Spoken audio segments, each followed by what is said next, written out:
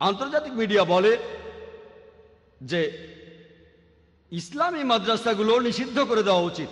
কেন? কারণ তারা মানুষকে বদলে ফেলে একজন সন্ত্রাসীতে। এরা এই পৃথিবীর শান্তিকে নষ্ট করে দেয়। আলহামদুলিল্লাহ, আমি এমন হাজারো লোককে চিনি যে লোকগুলো পাশ করেছে ইসলামিক মাদ্রাসা থেকে। এমন একজনকেও আমি দেখিনি যে লোকটা পৃথিবীর শান্তিতে ব্যাঘাত ঘটানোর চেষ্টা করে। তার মানে এই না যে যারা মাদ্রাসা থেকে পাশ করে বের হয় তারা কোনো অন্যায় কাজ করে না। এমন কিছু লোক থাকতে পারে, এরা সব মিলিয়ে 1% হবে না। কিন্তু মিডিয়া প্রচার করে যে এই কুলাঙ্গাররাই হলো মুসলিমদের দৃষ্টান্ত।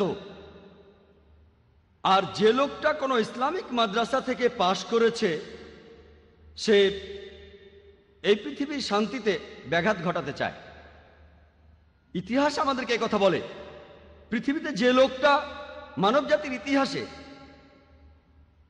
সবচেয়ে বেশি সংখ্যক মানুষকে হত্যা করেছে সে কে? কে সেই লোক যে পৃথিবীতে সবচেয়ে বেশি মানুষকে হত্যা করেছে? সে লোকটা কে? কে সেই লোক? হিটলার। এজন্য অবশ্য কোনো পুরস্কার পাবেন না, এটা সবাই জানে। হিটলার হিটলার কোন মাদ্রাসা থেকে পাশ করেছিলেন? হিটলার কোন মাদ্রাসায় গ্র্যাজুয়েশন নিয়েছিলেন? এরপর আরো ইতিহাস ঘাটেন, মুসলিনীকে দেখেন, সেও হাজার হাজার মানুষ হত্যা করেছে। মুসলিনী কোন মাদ্রাসায় পড়েছে? আমরা একথাও জানি যে মাফিয়া, কুখ্যাত ড্রাগস স্মাগলার, তারা কোন মাদ্রাসার গ্র্যাজুয়েট? একটা লিস্ট করেন পৃথিবীর সবচেয়ে বড় অপরাধীদের লিস্ট। মিডিয়া যেভাবে বলে তেমন না। সত্যি সত্যি যদি প্রমাণ থাকে যে সে লোক অপরাধী, মিডিয়া কাকে টেরোরিস্ট নাম্বার 1 বলে সেটা নিয়ে কথা বলছি না কোনো প্রমাণ ছাড়া। যে লোকগুলো আসলেই অপরাধী, যেখানে অপরাধের প্রমাণ আছে যে তারা পৃথিবীর শান্তি নষ্ট করেছে, তাদের পরিচয় জানার চেষ্টা করেন। তাদের মধ্যে 1% লোকও পাবেন না, 0.1% লোকও পাবেন না মাদ্রাসায় পড়েছে। তারা পড়েছে বিভিন্ন ইউনিভার্সিটিতে। আমিও সেখান থেকে পাশ করেছি।